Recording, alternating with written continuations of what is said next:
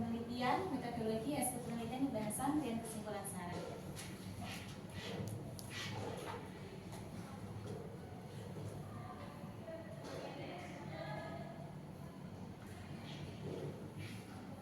Jadi untuk latar belakang masalahnya, kenapa kok saya mengambil penelitian ini? Karena diketahui bahwa masa remaja itu kan disebut usia bermasalah dan sulit diatasi, itu menurut Ibu Lok. Kenapa? Karena yang pertama, remaja itu sendiri kan dia masih dalam proses pencarian jati dirinya dan masih dalam masa transisi, jadi belum bisa disebut individu dewasa, namun juga sudah lepas dari masa anak-anak. Yang di situ di masa pencarian jati dirinya itu tuh remaja mengalami banyak masalah, banyak persoalan. Salah satunya karena dia merasa sudah mandiri sehingga dia ingin mengambil keputusannya sendiri dan mungkin menolak saran atau arahan dari orang tua atau guru seperti itu. Itu menurut Burlock. Nah, kemudian di sisi lain, individu yang resilient itu tuh mereka yang mampu bangkit kembali dari keterpurukan atau dari situasi yang penuh stresor atau tekanan yang dialaminya, dan sehingga dia bisa berkembang seperti itu. Nah, sedangkan di sisi lain juga musik itu menjadi salah satu alternatif coping stres pada remaja yang cukup populer di kalangan remaja. Salah satunya itu adalah lagu-lagu sedih. Nah, ada hasil penelitian bahwa rata-rata valensi daftar putar lagu teratas Spotify di Indonesia yang paling rendah dibandingkan negara yang lain. Itu penelitian dari Rahman tahun 2022. Jadi dibandingkan negara-negara lain, valensi lagu di Indonesia itu tuh cenderung rendah. Valensi lagu itu apa sih? Valensi lagu itu seberapa positif atau seberapa bahagia nilai dari sebuah lagu, seperti itu.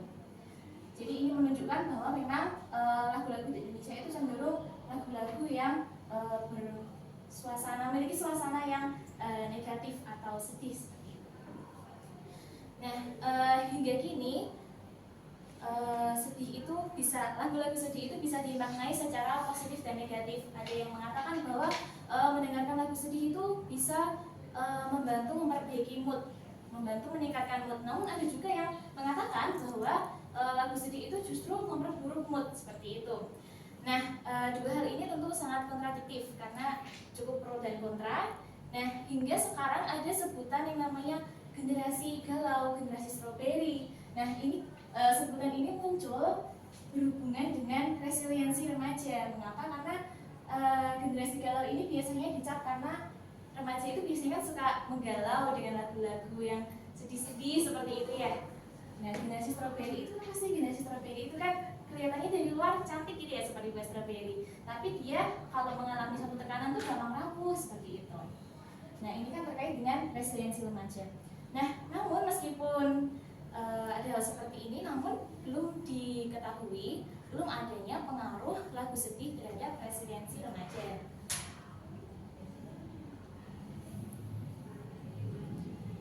Sehingga rumusan masalah dalam penelitian ini, yang pertama, apakah intensitas kesukaan lagu sedih itu mempengaruhi resiliensi siswa SMA Institut Indonesia Semarang?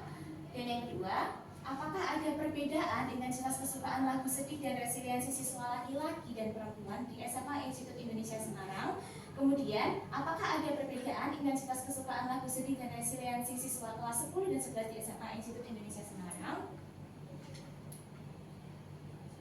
Tujuan penelitian: mengetahui pengaruh intensitas kesukaan lagu sedih terhadap resiliensi siswa di SMA Institut Indonesia Semarang, mengetahui perbedaan intensitas kesukaan lagu sedih dan resiliensi siswa berdasarkan gender, dan mengetahui perbedaan intensitas kesukaan lagu sedih dan resiliensi siswa berdasarkan kelas.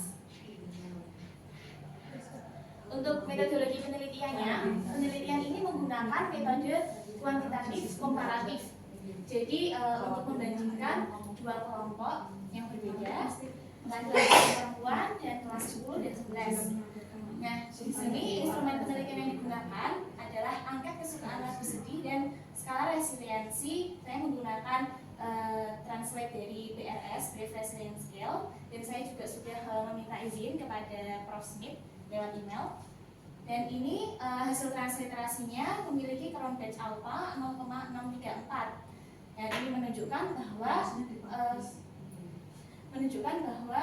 instrumen ini reliable dan correlated item total correlation-nya antara 0,266 sampai 0,486 yang menunjukkan bahwa instrumen ini dikatakan valid. Nah, untuk sampel penelitiannya dari 242 total siswa kelas 10 dan 11, di sini saya mendapatkan 141 siswa yang diambil dengan purposive sampling. Jadi purposive sampling itu teknik sampling yang bertujuan sesuai kriteria tertentu. Kriteria yang saya ambil adalah siswa yang suka terhadap lagu sedih. Jadi di sini di angket kesukaan lagu sedih saya menggunakan skala 1 sampai 7. Kemudian saya ambil responden yang memilih antara skala 5 sampai 6. Yang menyukai lagu sedih, sedangkan yang lainnya jadi undangan seperti itu. Kemudian untuk teknik analisis datanya menggunakan statistik deskriptif dan statistik inferensial. Untuk hasil penelitiannya, mayoritas siswa itu sering mendengarkan lagu, ada 45,4%, dan genre pop itu paling banyak yang diminati. Dan ternyata siswa memang cenderung sangat suka terhadap lagu sedih, ada 48,2%. Berikut tabelnya. Yang pertama, alasan utama siswa mendengarkan lagu sedih. Nah, ini mayoritas itu ternyata antara laki-laki dan perempuan sama, karena musiknya enak didengar. Jadi mereka melihat dari sisi akustiknya seperti itu, dari estetika dari musik itu sendiri. Kemudian alasan terbanyak kedua itu karena liriknya sesuai dengan pengalaman pribadi. Jadi memang mereka mengakui bahwa pesan yang disampaikan dari musik itu mengena di hati mereka seperti itu. Kemudian yang ketiga itu karena membantu melepaskan emosi negatif. Jadi mereka juga menggunakan lagu sedih itu sebagai katarsis emosi seperti itu. Kemudian selanjutnya, perasaan apa sih yang paling sering muncul saat mereka mendengarkan lagu sedih? Jadi untuk laki-laki ternyata paling banyak itu merasa overthinking, sedangkan perempuan itu kebanyakan merasa galau seperti itu. Kemudian kondisi saat mereka mendengarkan lagu sedih. Nah, ini terdapat beberapa perbedaan.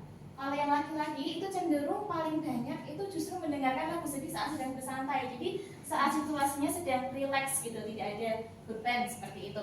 Nah, sedangkan kalau perempuan itu lebih banyak mendengarkan saat suasana hatinya sedang buruk. Jadi untuk mereka mengekspresikan emosinya seperti itu. Karena memang diketahui bahwa perempuan itu lebih mudah mengekspresikan emosi dibandingkan laki-laki.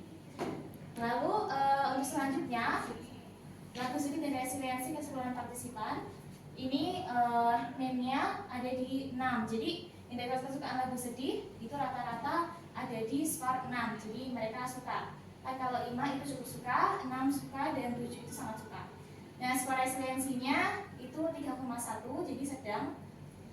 Kemudian berdasarkan gender antara laki-laki dan perempuan, di sini intensitas kesukaan lagu sedihnya mainnya 6,1 untuk perempuan, laki-laki 6,2, tidak terlalu jauh berbeda. Skor resiliensinya laki-laki 3,25, perempuan 2,9. Nah, 3,2 ini berdasarkan pedoman kategorisasi dari PRS itu termasuk kategori resiliensi sedang, sedangkan 2,95 itu termasuk kategori resiliensi rendah. Jadi di sini laki-laki lebih resilient daripada yang perempuan. Kemudian berdasarkan kelas juga tidak terpaut jauh antara kelas 10 dan 11. Lalu di sini ada grafik rata-rata intensitas kesukaan lagu sedih, resiliensi siswa yang menyukai lagu sedih maksudnya. Nah, ternyata siswa semakin menyukai lagu sedih itu resiliensinya mengalami penurunan.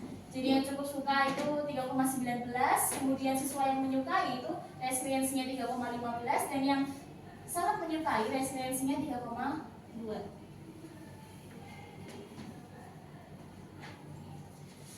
Lalu di sini ada tabel hasil uji normalitas data. Signifikansinya 0,033 kurang dari 0,05 sehingga datanya tidak berdistribusi normal. Nah, karena tidak berdistribusi normal, maka digunakan uji statistik non parametrik menggunakan uji Mann-Whitney-U. Lalu di sini hasil analisis koefisien determinasi didapatkan R square 0,013. Nah, di sini karena dia itu maaf. Ya, jadi di sini tabel ini menunjukkan bahwa lagu sedih dan resiliensi itu tidak menunjukkan adanya pengaruh. Nah, kemudian yang selanjutnya analisis regresi linier sederhana. Di sini menunjukkan bahwa intensitas kesukaan lagu sedih itu minus 0,084. Jadi meskipun tadi tidak ada pengaruh, namun setiap ada kenaikan 1% intensitas kesukaan terhadap lagu sedih, maka resiliensi siswa mengalami penurunan sebanyak 0,084.